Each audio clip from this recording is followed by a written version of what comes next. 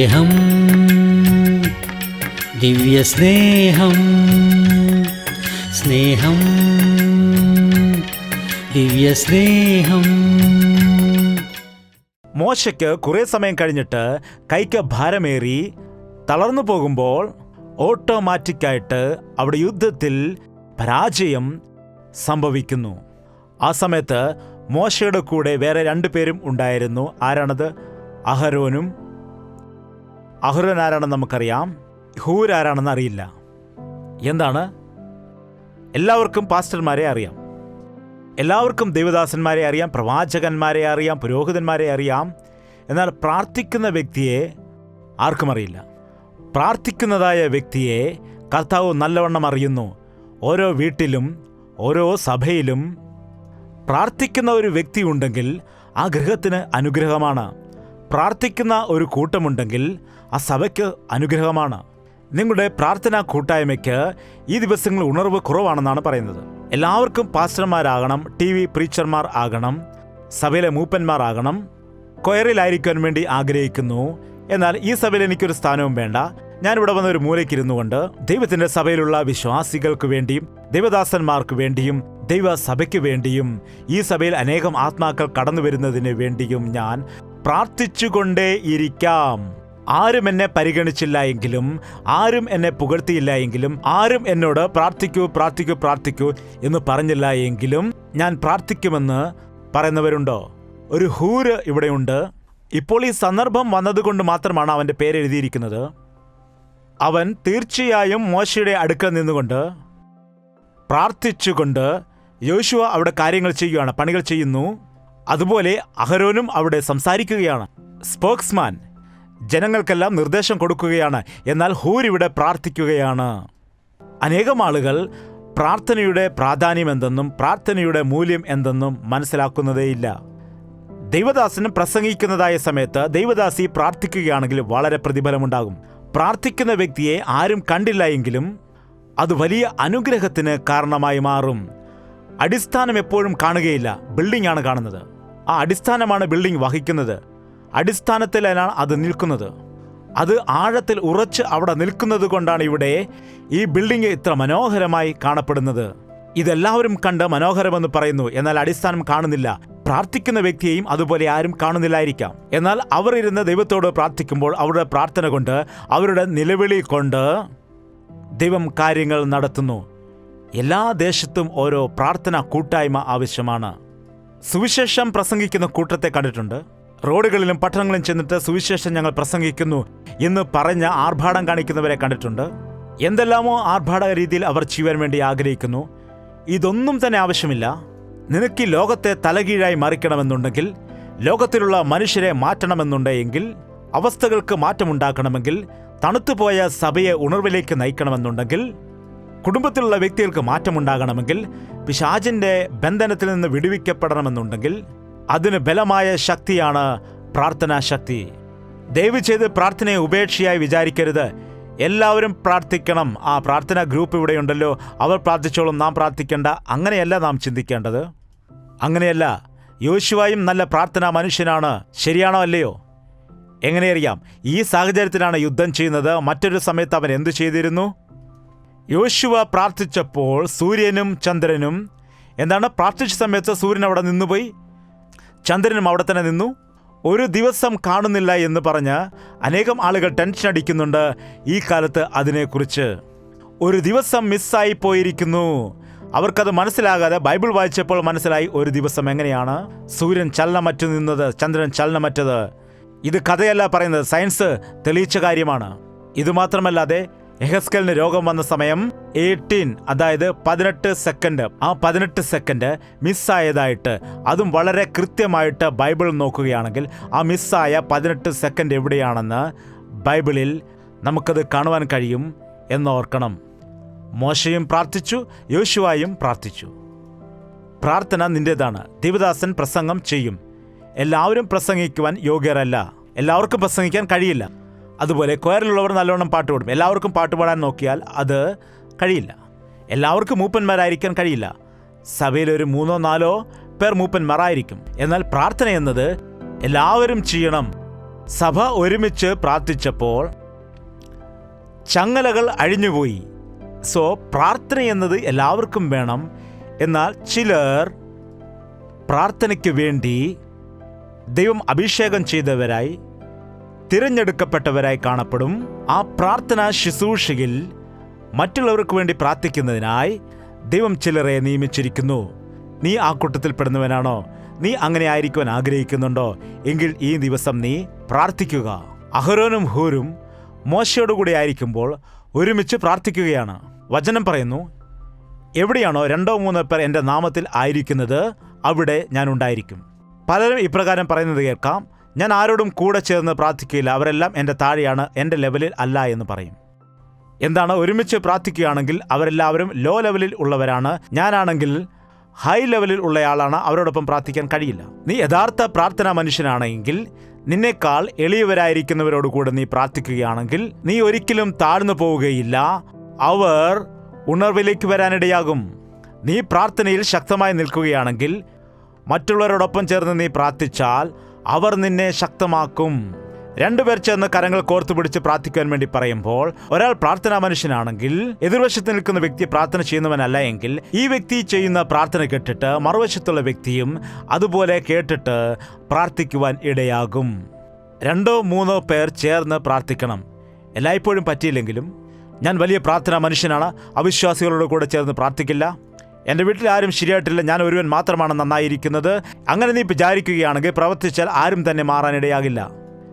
നിങ്ങൾ അവരെയും കൂടെ ഇരുത്തുക. ഇവിടെ നോക്കുക, അഹരോനും ഹൂരും അവർ മോശയുടെ കൂടെ അവിടെ നിൽക്കുന്നുണ്ട്.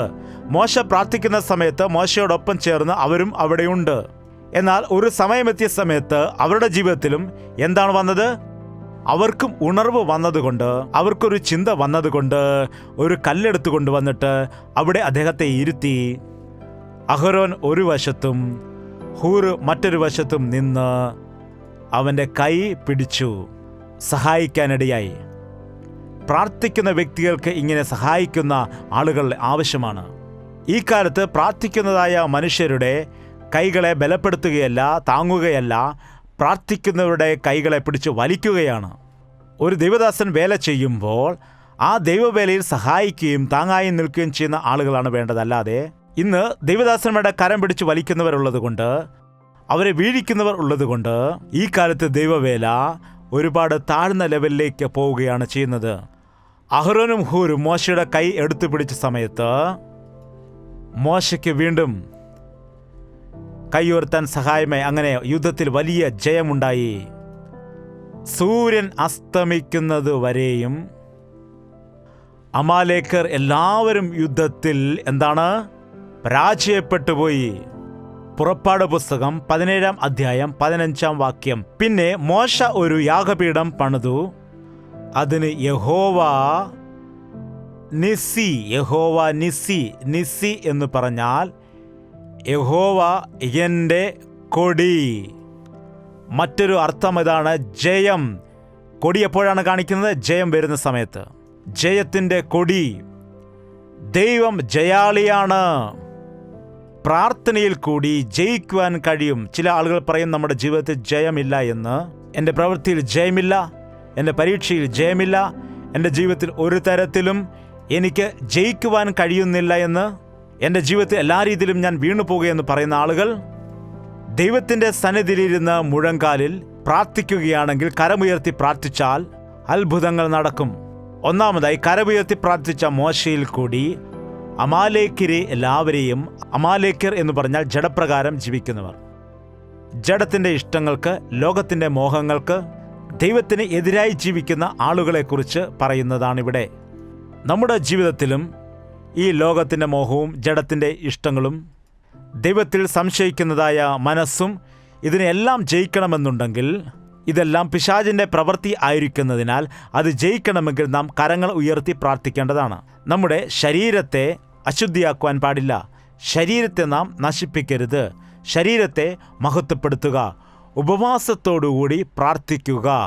നിന്റെ ജീവിതത്തിൽ നിനക്കൊരു അച്ചടക്കം ഇല്ലാതെ, നിനക്ക് ഭക്ഷണത്തോടുള്ള ആർത്തിയും ശരീരത്തിൻ്റെ ഇഷ്ടങ്ങളും അതിനെ കൺട്രോൾ ചെയ്യുവാൻ കഴിയാത്തവനായി നീ ഒരു പ്ലേറ്റ് ആഹാരത്തെ ജയിക്കുവാൻ കഴിയുന്നില്ല എങ്കിൽ നിനക്കെങ്ങനെ കർത്താവിൽ വിശ്വസ്തയോടെ നിൽക്കാൻ കഴിയും? എങ്ങനെ പിശാചിനെ ജയിക്കുവാൻ കഴിയും?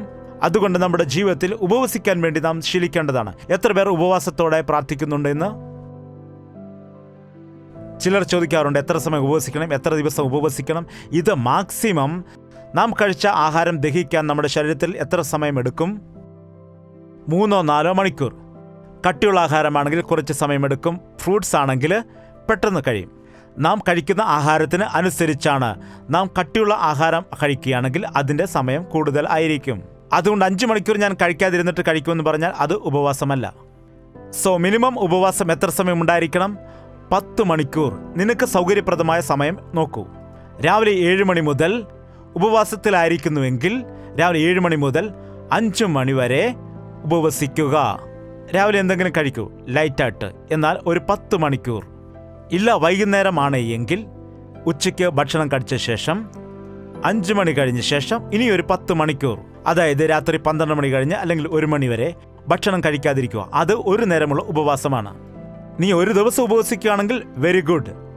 നീ ആദ്യം ഉപവസിക്കുന്ന സമയത്ത് ഒരു നേരം മാത്രം ഉപവസിക്കുവാൻ വേണ്ടി ശീലിക്കുക. പിന്നീട് നിങ്ങൾക്ക് തന്നെ അറിയാം അതിൽ കൂടിയുള്ള സന്തോഷവും പ്രതിഫലവും ദൈവത്തിൻ്റെ മറുപടിയുമെല്ലാം, അതിൽ കൂടി ഉണ്ടാകുന്ന അനുഗ്രഹം. അതുകൊണ്ട് നിങ്ങൾ പറയാതെ തന്നെ ഉപവസിക്കും. ഒരു ദിവസമാണെങ്കിൽ മിനിമം ടേക്ക് 24 hours. ഒന്നും കഴിക്കാതെ 24 മണിക്കൂർ പച്ചവെള്ളം കുടിക്കുക. ഇപ്പോഴുള്ള സാഹചര്യം അനുസരിച്ച് നമ്മുടെ ബ്രെയിന്, കരളിന്, ഹൃദയത്തിന്, നമ്മുടെ ശരീരത്തിന് എല്ലാറ്റിനും വെള്ളം ആവശ്യമാണ്. വെള്ളമാണ് ഏറ്റവും കൂടുതൽ ഉള്ളത്. വെള്ളം ഉണ്ടെങ്കിൽ മാത്രമേ, നിന്റെ ശരീരത്തിൽ വെള്ളമുണ്ടെങ്കിൽ മാത്രമേ ആരോഗ്യമായിരിക്കൂ. അല്ലെങ്കിൽ നിർജ്ജലീകരണം സംഭവിക്കാനിടയാകും. എന്നാൽ വെള്ളം പോലും കുടിക്കാതെ ചില ആളുകൾ പന്തയം വയ്ക്കാറുണ്ട്. ഞാൻ വെള്ളം പോലും കുടിക്കാതെ, പച്ചവെള്ളം കുടിക്കാതെ ഉപവസിക്കുമെന്ന് പറയും. നിന്റെ ശരീരത്തിനത് അനുകൂലമാണെങ്കിൽ നിനക്ക് പറ്റുമെങ്കിൽ അങ്ങനെ ചെയ്യൂ. എന്നാൽ തീർച്ചയായും അങ്ങനെ ചെയ്യണം. ഞാൻ ഉപവാസം ഇരുന്നിട്ട് എനിക്ക് രോഗം വന്നു എന്ന് ഞാൻ പറയണം, ഹോസ്പിറ്റലിൽ ചെന്നിട്ട് ഗ്ലൂക്കോസ് കയറ്റണം, എല്ലാവരും എന്നെ കളിയാക്കണം എന്നുണ്ടെങ്കിൽ നീ വെള്ളം കുടിക്കാതെ ഇരിക്കൂ. നിങ്ങളുടെ ശരീരത്തിൻ്റെ ആരോഗ്യസ്ഥിതി അനുസരിച്ച് പ്രായമുള്ളവരാണെങ്കിൽ, ഷുഗർ പേഷ്യൻ്റ് ആണെങ്കിൽ, അല്ലെങ്കിൽ കൊച്ചുകുട്ടികളാണെങ്കിൽ, അല്ലെങ്കിൽ വീട്ടിൽ ജോലി ചെയ്യുന്ന ഭാര്യമാരാണെങ്കിൽ നിങ്ങളുടെ സൗകര്യപ്രദം നിങ്ങൾ തന്നെ എടുക്കൂ. എന്നാൽ ഒരു കാര്യം മാത്രം പ്രധാനമാണ്, ഉപവസിക്കുന്നത് അല്ല പ്രധാനം. ഉപവസിക്കുന്ന സമയം എന്തു ചെയ്യണം? പ്രാർത്ഥിക്കണം, അല്ലെങ്കിൽ ബൈബിൾ വായിക്കണം. ഇത് രണ്ടും നിങ്ങൾ ചെയ്യേണ്ടതാണ്. അതല്ലാതെ ഉപവസിക്കുന്ന സമയത്ത് പ്രാർത്ഥിക്കാതെ വീട്ടുപണി ചെയ്യുക, ജോലി ചെയ്യുകയാണെങ്കിൽ അതൊന്നും ഉപവാസമേ അല്ല. അത് ഉപവാസമില്ല.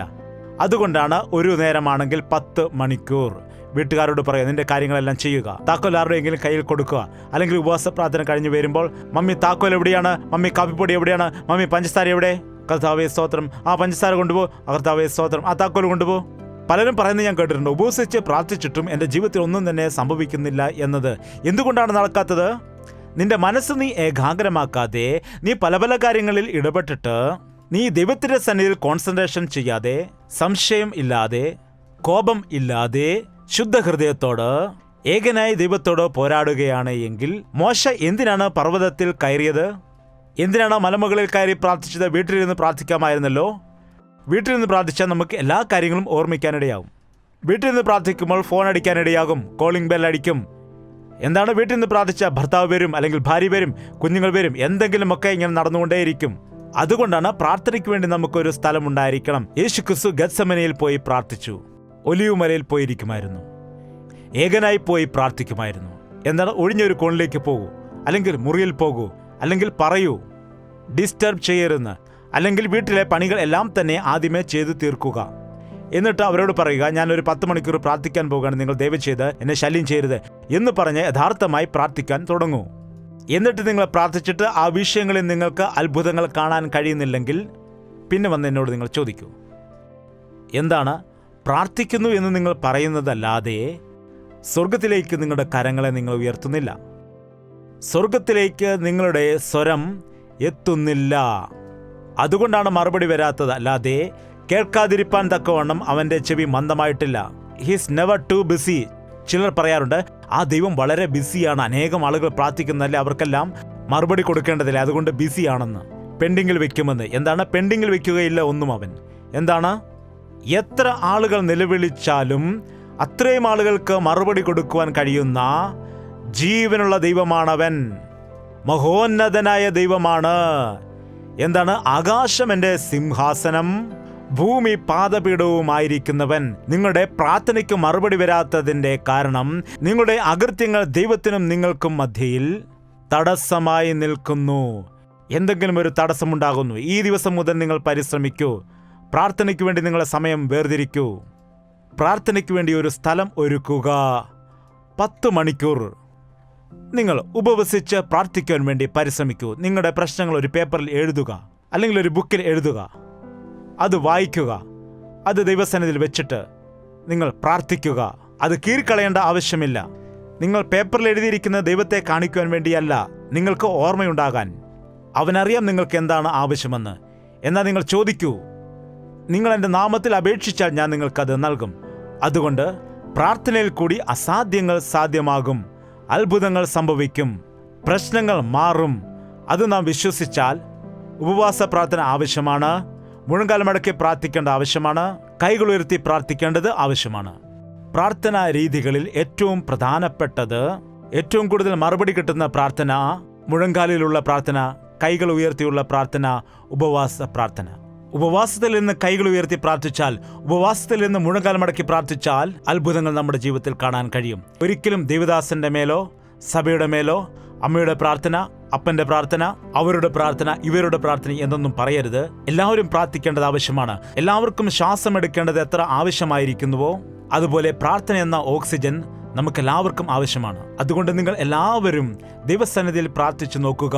അത്ഭുതങ്ങൾ ജീവിതത്തിൽ കാണാൻ കഴിയും. ഇവിടെയുള്ള യൗവനക്കാരുടെ കർത്താവിന്റെ നാമത്തിൽ ഓർമ്മിപ്പിക്കട്ടെ, നിങ്ങളുടെ യൗവനപ്രായത്തിൽ നിങ്ങൾ ഒരുപാട് കാര്യങ്ങൾ പഠിക്കുന്നു. കമ്പ്യൂട്ടർ പഠിക്കുന്നു, പലവിധമായ ടെക്നോളജികൾ നിങ്ങൾ പഠിക്കുന്നു, അതുപോലെ പലതരത്തിലുള്ളതായ വിദ്യകൾ നിങ്ങൾ പഠിക്കുന്നുണ്ട്. എന്നാൽ യൗവനകാലത്ത് നിങ്ങൾ പ്രാർത്ഥന പഠിക്കുന്നുണ്ടെങ്കിൽ നിന്നെപ്പോൾ ഭാഗ്യവാൻ ലോകത്തിൽ മറ്റാരും തന്നെ കാണില്ല.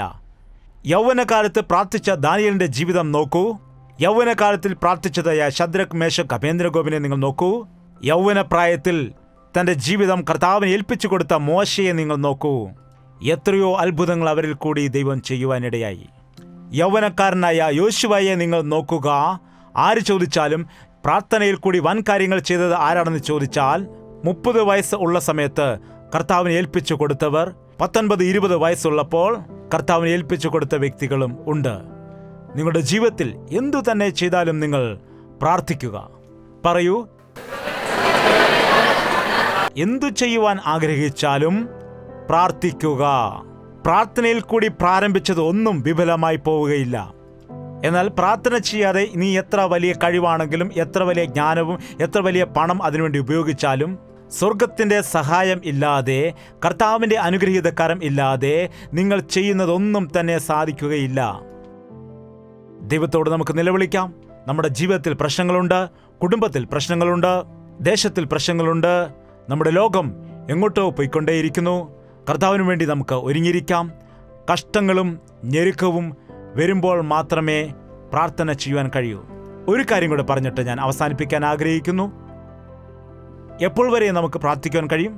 ദൈവം ദാനിയേലിനെ സിംഹത്തിന്റെ കുഴിയിൽ നിന്ന് രക്ഷിച്ചില്ലയോ? അവനെ ഗുഹയിലിട്ട ആ രാത്രി നാട്ടുകാരെല്ലാം പറഞ്ഞു കാണും, നോക്ക് ദൈവം എന്ന് പറഞ്ഞു. ഇപ്പോൾ ഗുഹയിലിട്ടിരിക്കുന്നു, നാളെ നേരം വെളുക്കുമ്പോൾ എല്ല് മാത്രം കാണും എന്നവർ ചിന്തിച്ചു. ശരിയല്ലേ? അത്രമാത്രം ശോധനയിലേക്ക് ഇറങ്ങിയത് കൊണ്ട് അത്രമാത്രം ദൈവത്തെ മഹത്വപ്പെടുത്തി. ശദ്രക്കിനെ, മേശക്കിനെ, അബേദ്നെഗോവിനെ അഗ്നികുണ്ഡത്തിൽ ഇടാതിരിക്കാൻ കഴിയുമായിരുന്നല്ലോ. അഗ്നിയിലിടാതെ തന്നെ അത്ഭുത കാര്യം ചെയ്തിരുന്നുവെങ്കിൽ ഈ സാക്ഷ്യം നമുക്ക് കാണുമായിരുന്നോ? ഈ അത്ഭുതം നമുക്ക് കാണുമായിരുന്നോ? ദൈവത്തിന് യോനയെ മത്സ്യത്തിന്റെ വയറ്റിൽ ഇടാതിരിക്കാൻ കഴിയുമായിരുന്നല്ലോ. യോന എവിടെ വെച്ചാണ് പ്രാർത്ഥിച്ചത്? വെളിയിൽ പോയിട്ട് നല്ലവണ്ണം കുളിച്ച് ശുദ്ധിയോടെ പ്രാർത്ഥിച്ചു എന്നാണോ വിചാരിക്കുന്നത്? മത്സ്യത്തിന്റെ വയറ്റിൽ കിടന്നാണ് പ്രാർത്ഥിച്ചത്. ആ കഷ്ടതയുടെ നടുവിൽ ദൈവത്തോട് നിലവിളിച്ചു. ദൈവം അത്ഭുതത്തെ ചെയ്തു. മത്സ്യം മനുഷ്യനെ വിഴുങ്ങുമെന്ന് അക്കാലത്ത് ആരും വിശ്വസിക്കില്ലായിരുന്നു. പിന്നീട് അവർക്ക് വിശ്വസിക്കാൻ കഴിഞ്ഞില്ല എങ്ങനെയാ മനുഷ്യൻ ജീവിച്ചുവെന്ന്. നാം പ്രാർത്ഥിക്കുന്നതായ സമയത്ത് നമ്മുടെ ജീവിതത്തിൽ ദൈവം അത്ഭുതങ്ങൾ ചെയ്യും. ചില സമയത്ത് നമ്മുടെ ജീവിതം, ചില സമയത്ത് കഷ്ടതയുടെ നടുവിൽ നമ്മെ ആക്കുവാൻ ആഗ്രഹിക്കും. കാരണം നമ്മുടെ പ്രാർത്ഥന വളർത്തുവാൻ, നമ്മുടെ പ്രാർത്ഥനയിൽ കൂടി അത്ഭുതങ്ങൾ ചെയ്യുന്നതിന് വേണ്ടി. എന്നാൽ ഞാൻ പ്രാർത്ഥിക്കുന്ന എനിക്ക് തന്നെ കഷ്ടങ്ങൾ വരുന്നു, പ്രാർത്ഥിക്കുന്ന എനിക്ക് ബുദ്ധിമുട്ട് വരുന്നു, ഞാൻ പ്രാർത്ഥിക്കുന്ന എനിക്ക് തന്നെ പ്രശ്നങ്ങൾ ഉണ്ടാകുന്നു, പ്രാർത്ഥിക്കുന്ന എനിക്ക് തന്നെ രോഗം വരുന്നു എന്ന് നിങ്ങൾ വിചാരിക്കരുത്. ഇതുകൊണ്ട് നിങ്ങൾ ഏതവസ്ഥയിലാണോ ആ അവസ്ഥയിൽ തന്നെ പ്രാർത്ഥിക്കുക. നിങ്ങൾ എന്നെ വിളിച്ചപേക്ഷിക്കുക, ഞാൻ നിങ്ങൾക്ക് ഉത്തരമരുളുമെന്ന് പറയുന്നു. അതുകൊണ്ട് എഴുന്നേറ്റ് നിൽക്കാം, പ്രാർത്ഥിക്കാം. പൂർണ്ണ മനസ്സോടെ നമുക്ക് പ്രാർത്ഥിക്കാം. ഇതാ കർത്താവേ, ഞാൻ നിസ്സഹായകനായിരിക്കുന്നു, നിസ്സഹായയായിരിക്കുന്നു. നിന്റെ സഹായം എനിക്ക് വേണം. പർവ്വതത്തിലേക്ക് ഞാൻ എൻ്റെ കണ്ണുകൾ ഉയർത്തുന്നു. എൻ്റെ സഹായം എവിടെ നിന്ന് വരുന്നു? എൻ്റെ സഹായം ആകാശത്തെയും ഭൂമിയെയും ഉണ്ടാക്കിയ യഹോവയിങ്കൽ നിന്ന് വരുന്നു. എൻ്റെ സ്നേഹിതന്മാർ എന്നെ ഉപേക്ഷിച്ചു. എൻ്റെ മാതാപിതാക്കൾ എന്നെ മറന്നുപോയി. എൻ്റെ വീട്ടുകാരും എൻ്റെ സ്വന്തക്കാരും എന്നെ വിട്ടുകളഞ്ഞു. ദൈവമേ, എന്നെ സഹായിക്കണമേ കർത്താവേ, എന്നെ സഹായിക്കണമേ ദൈവമേ. എൻ്റെ കഷ്ടതയിൽ എന്നോട് കൂടെയിരിക്കണമേ. ഞാൻ നിരാശയിലായിരിക്കുന്നു, ഞാൻ അപമാനത്തിലായിരിക്കുകയാണ്. ഒരുപാട് നിന്ദയുടെ നടുവിൽ ഞാൻ ആയിരിക്കുന്നു. മറ്റുള്ളവരുടെ നിന്നുകൊണ്ട് ഞാൻ സങ്കടപ്പെടുകയാണ് ദൈവമേ. മദ്യപാനിയായ ഭർത്താവിനാൽ ഞാൻ ഉപദ്രവിക്കപ്പെടുകയാണ്. എൻ്റെ സ്വന്തം മക്കൾ തന്നെ എനിക്കെതിരായി തിരിഞ്ഞിരിക്കുന്നു. ഞങ്ങളുടെ സ്വന്തം മക്കൾ തന്നെ ഞങ്ങൾക്കെതിരായി പ്രവർത്തിക്കുന്നു. ആരോടാണ് ഞങ്ങൾ പറയേണ്ടത്? അങ്ങയോട് ഞങ്ങൾ നിലവിളിക്കുകയാണ് കർത്താവേ. ഞങ്ങളുടെ മക്കൾക്കൊരു മാറ്റം കൊണ്ടുവരണമേ. എൻ്റെ ഭർത്താവിന് മാനസാന്തരം കൊടുക്കണമേ.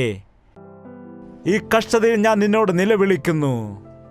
എന്നെ സഹായിക്കണമേ. വായ് തുറന്ന് നമുക്ക് പ്രാർത്ഥിക്കാം.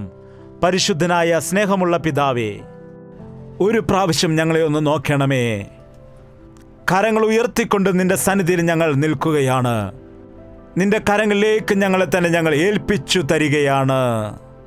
ഞങ്ങൾക്ക് അസാധ്യമായ വിഷയങ്ങളെ നിന്റെ കരങ്ങളിലേക്ക് ഏൽപ്പിച്ചു തരികയാണ്. സ്വർഗത്തിൽ നിന്നും നിന്റെ ദൂതന്മാരെ അയച്ച് ഞങ്ങളുടെ ജീവിതത്തിൽ അടിക്കടി ഉണ്ടാകുന്നതായ പോരാട്ടങ്ങളിൽ ജയം നൽകണമേ. ഞങ്ങളെ വിഴുങ്ങുവാൻ പരിശ്രമിക്കുന്ന പിശാചിന്റെ ശക്തികളുടെ വായ നീ അടയ്ക്കുമാറാകണമേ. ഞങ്ങളുടെ ജീവിതത്തെ തകർത്തു കളയുവാൻ വേണ്ടി, ഞങ്ങളെ നശിപ്പിച്ചു കളയുവാൻ വേണ്ടി ശ്രമിക്കുന്ന നരകശക്തികളെ ബന്ധിക്കുമാറാകണമേ. ഞങ്ങൾക്ക് വിരോധമായി വരുന്ന സകല അന്ധകാരത്തിന്റെ വ്യാപാരങ്ങളെയും നസ്രയനായ യേശുക്രിസ്തുവിന്റെ നാമത്തിൽ അഴിച്ചു കളയുകയാണ്. നിന്നെ തൊടുന്നവൻ എൻ്റെ കണ്ണിൻ്റെ കൃഷ്ണമണിയിൽ തൊടുന്നു എന്ന് ദൈവം പറഞ്ഞതുപോലെ ഞങ്ങളുടെ ജീവിതത്തിൽ നിന്റെ വലിയ കാവലുണ്ടാകണമേ. നീ അറിയാതെ ഞങ്ങളുടെ തലമുടി പോലും കൊഴിയുവാനിടയാവുകയില്ല. പിശാചിന് ഞങ്ങളുടെ വസ്ത്രത്തിൽ പോലും തൊടുവാൻ കഴിയില്ല. പിശാച് ഞങ്ങളുടെ ജീവിതത്തിലേക്ക് വരാതെ അവനെ തകർത്ത് ഓടിച്ചു കളയുവാനുള്ള പ്രാർത്ഥനാ ശക്തി ഞങ്ങൾക്ക് നൽകണമേ. ഞങ്ങൾ ചോദിച്ചാലും അത്യന്തം പരമായി ഞങ്ങൾക്ക് ചെയ്യുമെന്ന വിശ്വാസത്തോടെ ഇവിടുന്ന് പോകാൻ ഞങ്ങളെ സഹായിക്കണം. യേശുക്രിസ്തുവിൻ്റെ നാമത്തിൽ അപേക്ഷിക്കുന്നു പിതാവേ. നമ്മുടെ പിതാവായ ദൈവത്തിൻ്റെ സ്നേഹവും പുത്രനായ യേശുക്രിസ്തുവിൻ്റെ കൃപയും ആശ്വസിപ്പിച്ച് വഴി നടത്തുന്ന പരിശുദ്ധാത്മാവിന്റെ കൂട്ടായ്മയും സഹവാസവും എല്ലാവരോടും കൂടെ ഇന്നും എന്നേക്കും ഉണ്ടായിരിക്കുമാറാകട്ടെ. ആമേൻ, ആമേൻ, ആമേൻ. യേശുവേ, യേശുവേ, യേശുവേ, യേശുവേ, യേശുവേ, യേശുവേ, യേശുവേ, യേശുവേ. നിന്നെ നിന്നെ എന്നും ഞാൻ സേവിക്കും. നീ മാത്രം രാജാവെന്നും. നിന്നെ നിന്നെ എന്നും ഞാൻ സേവിക്കും. നീ മാത്രം രാജാവെന്നും.